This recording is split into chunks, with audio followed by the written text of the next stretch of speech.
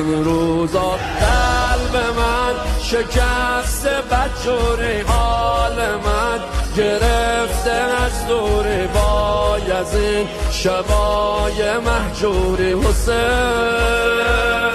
کاش که حالم بشه مثل همون سابقات اومدن، بشم لایق رحمی کن به این دل عاشق حسین.